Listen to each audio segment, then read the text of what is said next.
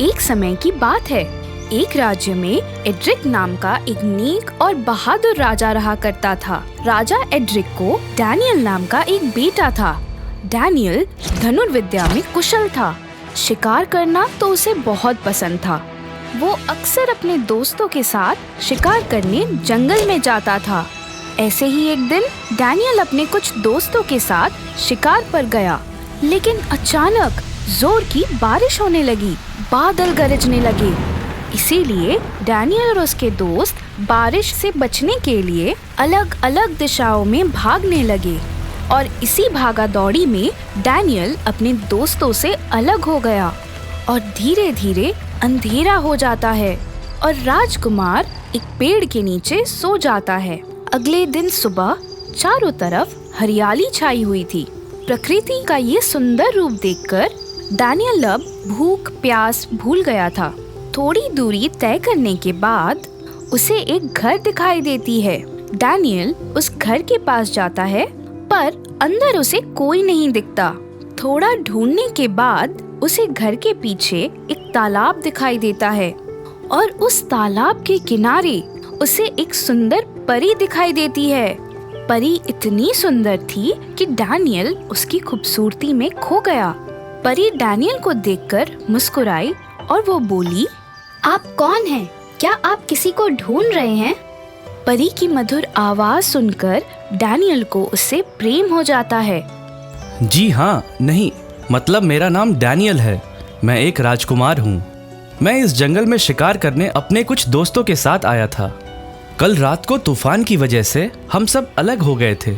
जंगल के उस पार इतना सुंदर बागीचा है, मुझे नहीं पता था। ये दृश्य देखकर मेरा मन तृप्त हो गया। ये तालाब का पानी मन को कितनी शांति प्रदान कर रहा है। क्या मैं आपके तालाब से थोड़ा पानी पी सकता हूँ? आप अंदर आइए। खाली पेट पानी नहीं पीना चाहिए। आपने कल रात से कुछ खाया नहीं होगा। मैं आपको खाना परोसती हूँ, फिर आप जी भरकर पानी पी लीजिएगा।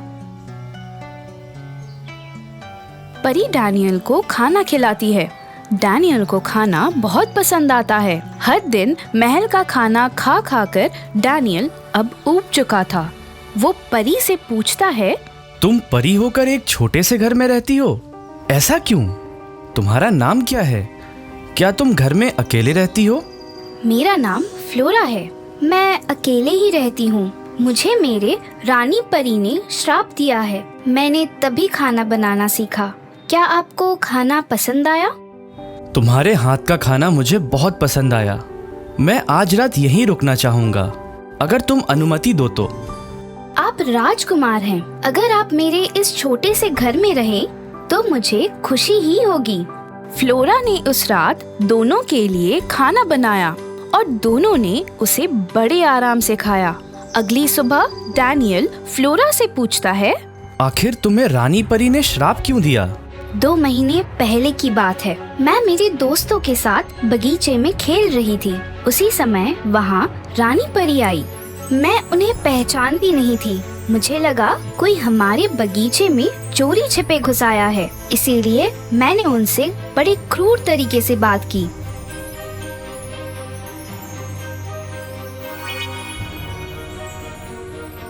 तभी रानी परी ने गुस्से में आकर मुझे श्राप दिया और इस जंगल में अकेले छोड़ दिया। मेरे पिताजी मुझसे कभी कभार मिलने आ जाते हैं। कल ही वो आने वाले हैं, तभी आपको उनसे मैं मिलाती हूँ। तब तक आप रात को यहीं आराम कीजिए। अगले दिन फ्लोरा के पिताजी आते हैं। फ्लोरा डैनियल को उनसे मिलवाती है। एक छोटे से घर में एक राजकुमार को देखकर वो बहुत खुश थे। वो फ्लोरा से कहते हैं, बेटा, आज राजकुमार के लिए कुछ खास पकवान बनाना। नहीं, उसकी कोई जरूरत नहीं। मुझे आपकी बेटी के हाथों का सादा खाना ही बहुत पसंद है। उस दिन तीनों मिलकर बात करते हैं। फिर डैनियल फ्लोरा के पिताजी से कहता है, पिताजी, मुझे फ्लोरा से शादी करनी है। क्या आपको मैं स्वीकार हूँ? फ्लोरा के पिताजी कुछ पल के लिए शांत हो जाते हैं और वो कहते हैं, आप राजकुमार और हम परी साम्राज्य के, तुम्हारे पिताजी इस बात के लिए कभी राजी नहीं होंगे। आप उसकी चिंता मत कीजिए। मैंने अपना मन बना लिया है। मैं फ्लोरा से ही शादी करूंगा।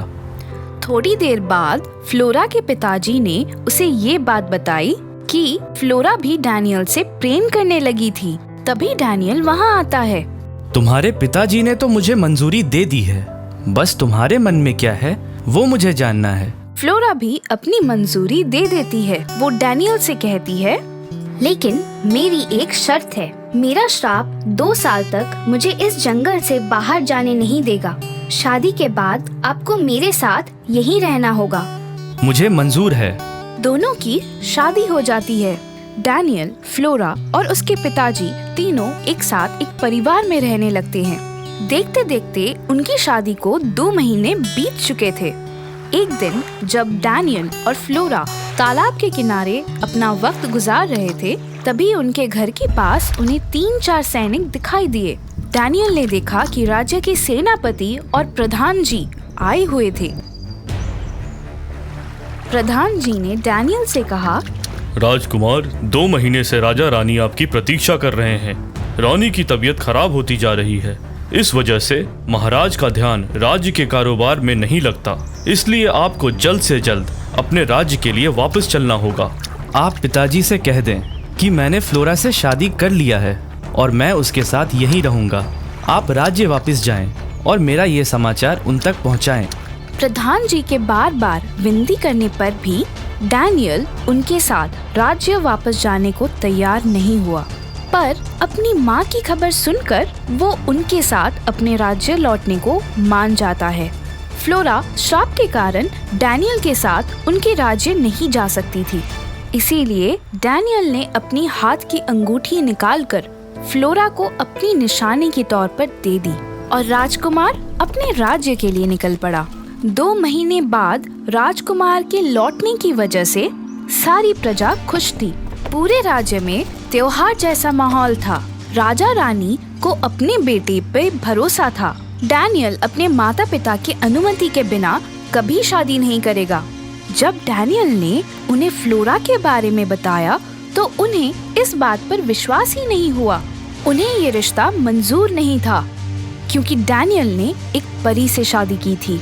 कुछ महीने बाद राजा और रानी के आग्रह से डैनियल की शादी करा दी जाती है। अपनी माँ की जिद के कारण इस रिश्ते को मंजूर कर लेता है। उसे फ्लोरा की चिंता सताई जा रही थी। दूसरी ओर जंगल में फ्लोरा ने एक बेटे को जन्म दिया। उसने उसका नाम विक्टर रखा। विक्टर अपने पिता डैनियल जैसा ही बलवान और शूर था। एक दिन राज दरबार में राजा डैनियल को बुलाते हैं। बेटा, अब तुम्हें राज्य का कारोबार संभालना होगा। मैं और तुम्हारी माँ अब बूढ़े हो चुके हैं। राज्य के कारोबार में डैनियल बहुत मग्न हो चुका था। उसे फ्लोरा से मिलने की काफी इच्छा हो रही थी, लेकिन वो कभी राज कारोबार से वक्त निकाल नहीं पाया। मन ही मन डैनियल सोचते रहता और ऐसे ही कुछ साल बीत जाते हैं। एक दिन राज्य का एक सैनिक डैनियल के पास आता है। महाराज, राज्य में चोरी की बहुत शिकायत है और चोर इतना होशियार है कि आज तक उसे किसी ने देखा नहीं। और हाँ महाराज, वो चोर सिर्फ धनवान लोगों के घर में ही चोरी करता है और धनवानों के घर से चोरी किया हुआ धन वो गरीबों में बांटता है। आज तक उसे कोई नहीं पकड़ पाया महाराज। प्रधान जी, एक काम करें, कल राज्य में जश्न का आयोजन करिए और सारी प्रजा को आमंत्रित करें। एक कमरे में कीमती जेवरों की प्रदर्शनी लगाइए। कमरे के आसपास कड़ा पहरा लगाएं और जैसे ही चोर वहां आए उसे बंदी बना लो और मेरे सामने पेश करो। डैनियल के हुक्म पर राज्य में त्योहार का आयोजन किया जाता है। सारी प्रजा वहां उपस्थित होती है। विक्टर भी आता है। वो अपने थैले में सांप लेके आया हुआ था। उसने वो सांप निकालकर एक टेबल पर रख दिया। प्रजा सांप को देखकर यहाँ वहाँ दौड़ने लगी, जिससे सब जगह लोगों की भगदड़ सी मच गई। इस मौके का फायदा उठाकर विक्टर उस कमरे में गया और सारे जेवर वो अपने साथ चोरी कर ले गया। ये बात डैनियल को पता चलने पर उसने अगले ही दिन अपने राज्य में एक घोषणा करवाई। राज्य में होने वाली चोरी के लिए जिम्मेदार व्यक्ति स्वयं दरबार में हाजिर हो। उसकी होशियारी के लिए उसे इनाम दिया जाएगा। राज्य की ओर से उसे कोई कारावास की सजा नहीं सुनाई दी जाएगी। विक्टर जानता था कि राजा डैनियल अपने वचन के पक्के हैं। दूसरे दिन विक्टर राजा के सामने अपना गुनाह कबूल कर लेता है। डैनियल को उसकी सच्चाई बहुत भा गई। चोर का व्यक्तित्व देखकर राजा डैनियल को विश्वास ही नहीं हुआ कि ये एक चोर है। वो उससे कहता है, तुम चोर होकर भी चुराया हुआ धन खुद इस्तेमाल न करते हुए गरीबों में बांट देते हो। तुम्हारा ये तरीका मुझे बहुत पसंद आया। मैं ये चाहता हूँ कि तुम मेरी बेटी से शादी कर लो। डैनियल के ऐसा कहते ही दरबार के बाहर से एक आवाज आती है। ये संभव नहीं महाराज। दरबार में परी भी उपस्थित थी। मेरे हाथ की ये अंगूठी को देखिए महाराज, आप समझ जाएंगे ये हमारा बेटा विक्टर है। तुम जंगल से बाहर कैसे आई और तुम्हारा श्राप? मैं उस श्राप से मुक्त हो चुकी हूँ। अब मैं आपके साथ इस राज्य में रह सकती हूँ। राजा डैनियल को ये बात सुनते ही बहुत खुशी हुई। उन्होंने भरी सभा के सामने फ्लोरा से माफी मांगी और वो अपनी प्रजा के सामने फ्लोरा को बड़ी रानी के रूप में स्वीकार किया और विक्टर को राज सिंहासन पर बिठाया गया और सारी प्रजा ने अपने नए राजकुमार और बड़ी रानी को मान सम्मान दिया।